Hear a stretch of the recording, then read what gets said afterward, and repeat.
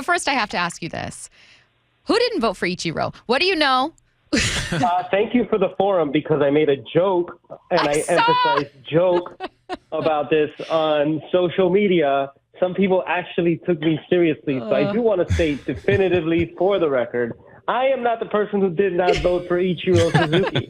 I did not help write a 5,000-word tribute on the man and then decide I'm not going to vote for him for the Hall of Fame. Yeah, I saw people not get it, and I was like, no. What to you makes Ichiro a Hall of Famer? I mean, there's so much. I mean, being the first position player from Japan and to be as impactful as he was immediately, just from a bigger picture standpoint, to open doors the way he did for other players to come through. The fact that he didn't get here until his age 27 season, and he still got 3,000 hits, is incredible.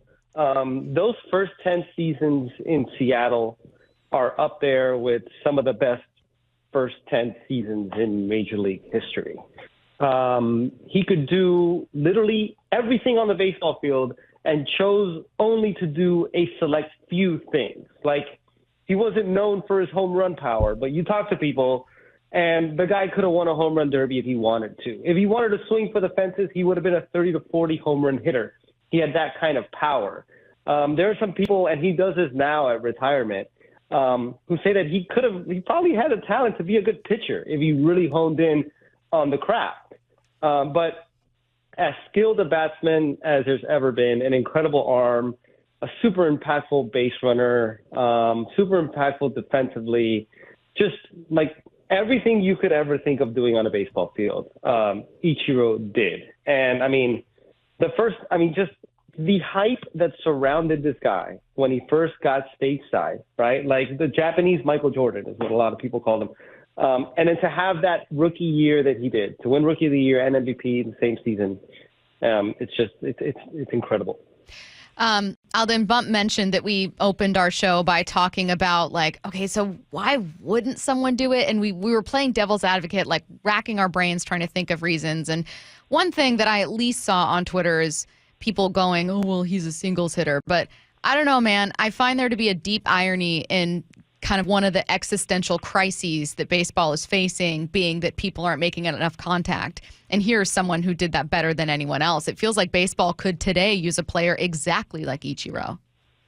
Yeah, that's a great point. I mean, the aesthetic of Ichiro is what Major League Baseball is striving toward.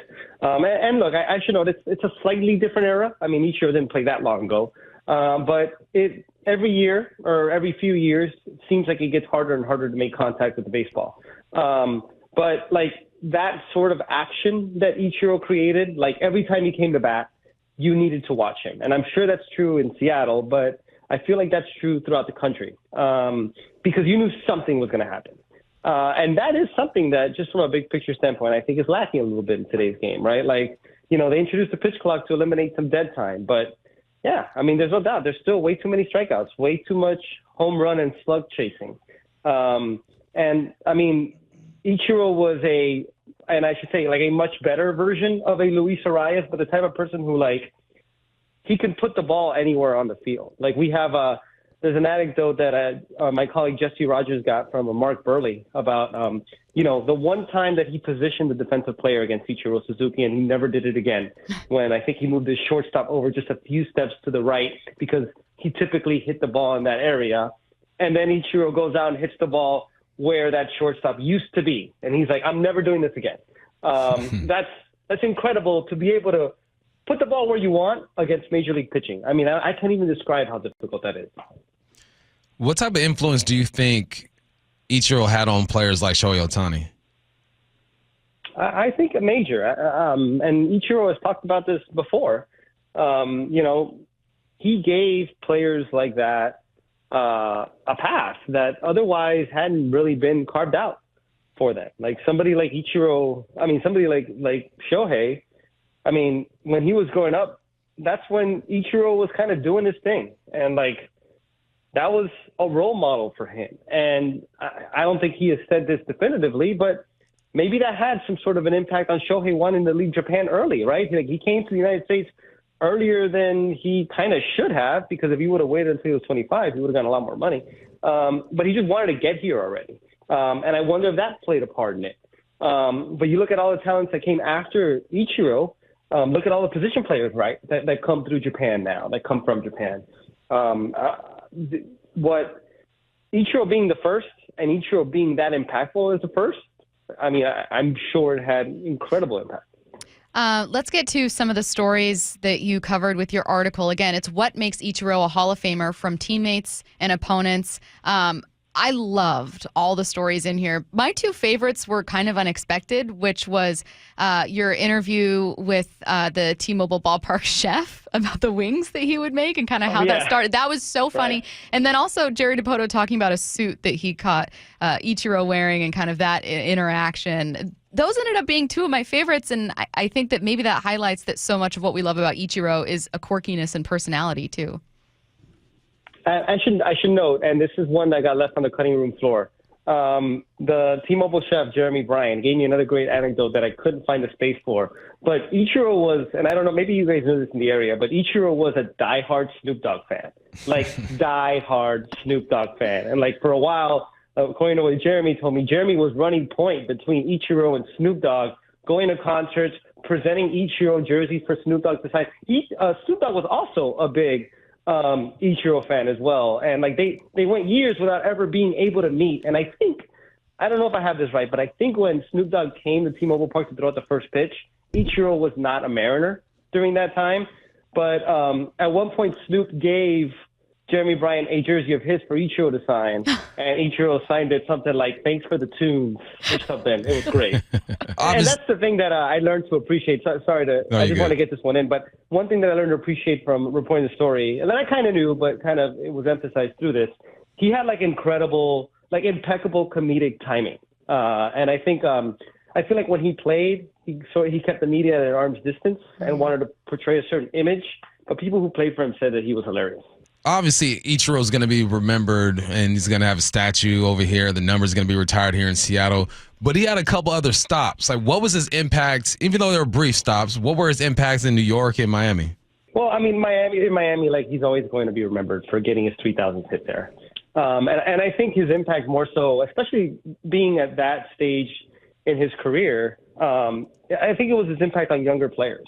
Like, by that point, and Christian Yelich, who was with the Marlins when Ichiro went there, said this in our story, that it was the one time in his career where, like, he's playing catch with a guy, and he's like, "Oh, my God, I can't believe I am playing catch with this person," right? Like, this is a person that I grew up idolizing, and now here he is, my teammate. And by the time he got to these different stops, that's what he represented to a lot of those younger players.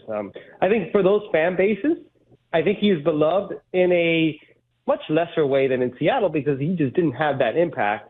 I think his impact in those stops, because of where he was in his career, is just kind of more like mentorship to young players. And one thing about Ichiro, and there's another part that I couldn't fit into the story, but I was talking to his longtime interpreter about just like how much he loves baseball, like so much so that he can't stop playing baseball. Like, he's 51 years old. Mm-hmm. Like, he still plays baseball all the time. Like, he still trains basically the way he trained when he played. And I think that joy for the game was infectious from him, even in the later stages of his career. It's so funny you say that because Bump and I just yesterday talked with Rick Riz ahead of the induction, and he brought up, without us asking, he brought it up as part of an answer. Like, and I really want to talk about his love for the history of baseball because this is someone, while we're talking about the Hall of Fame, who like knows the game. And he talked about Ichiro going to, Curtis, who was the player whose grave he visited?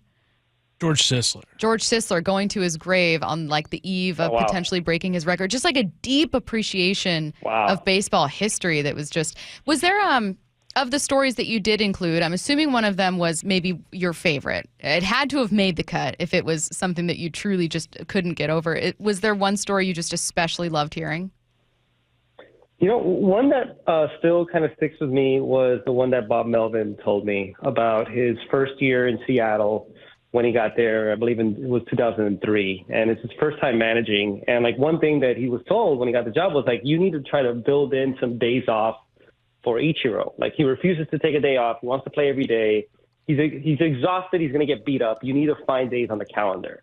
So, like, Bob Melvin found a day on the calendar. It was someday in May. They were going to be in Chicago visiting the White Sox. Middle game of that series was a Saturday. He had told Ichiro for like a couple of weeks in advance, like, hey, you're going to be off on this day, right? And then he reminded him again, hey, you're going to be off on Saturday. I want you to come into the ballpark late. Like, don't worry about you getting here early. Get a massage. Don't take BP. Don't do anything. Worst case, if I need you, it'll be like in the 8th or 9th inning. But I'm trying to give you like the whole day off. So please take the day off. And so Ichiro doesn't say anything. And then Bob Melvin comes out to the dugout 30 minutes before the first pitch, as he normally does. And Ichiro's already sitting in the dugout. And like his knees going like a million miles a minute. As Bob Melvin said, he's in full uniform. He's got his batting gloves on, his bat to one side, his glove to the other side. And Bob's sitting there like, this dude is like, he's crazy. Like, I can't. I told him to take a day off. And then at one point, a fan walks by with an Ichiro jersey. And Ichiro just sort of nodded at the fan, and he looked over at Bob Melvin. And Bob told me, like, at that point, like, he told Ichiro at that point, I get it, right? Like, it was their one trip to Chicago. Who knows who bought a ticket to see who knows, like, who in the stands bought a ticket to see Ichiro that day, and it was going to be their only chance to see Ichiro. And like, he felt that sort of he felt like he needed to have that sort of commitment to those people. And it reminded me of something I had heard like about Michael Jordan, like late in his career with the Bulls, that like he needed to play every day because he didn't know if that person in the stands was going to be their only time watching Michael Jordan play. Ichiro sort of embodied that. And that one kind of stuck with me. Yeah, no load management for Ichiro. I appreciate that. Not at all. Appreciate it about him. Obviously towards the end of his career, didn't play many games, right? He was just around. But you don't play as long as he did without the maintenance to your body. What do you know about how he took care of himself? I just one thing that I heard was he's just incredibly disciplined. Like, so Raul Ibanez told me that he hit every single day. Like, every single day he hit, even in the off season, every day he had a bat in his hand, he was hitting. And you know, that runs counter to like what a lot of people believe about hitting, right? Like, you should take some time off, reset. But just that he was like to the minute about everything kind of like reminds me of I've covered Clayton Kershaw quite a bit. Kind of reminds me of that, just sort of like that robotic. Everything needed. He was also incredibly like superstitious, right? Like he needed to sit like in the same spot in the dugout all the time, same spot in the dining lounge every day. But like everything was timed to the minute. Everything had a purpose. There was no swing MVP. There was no throw warming up that was like just like messing around. Like, he did everything like with this type of focus. And it's the way that he lived his life. What makes Ichiro a Hall of Famer? From teammates, opponents, amazing, amazing stories in this article. You guys set aside some time today, if you haven't read it already, to check it out. There are things I hadn't heard about in here. It's laugh out loud funny at moments. It's on ESPN.com right now. He's Alden González. Thank you so much. Thanks, Alden. No problem. Thank you all.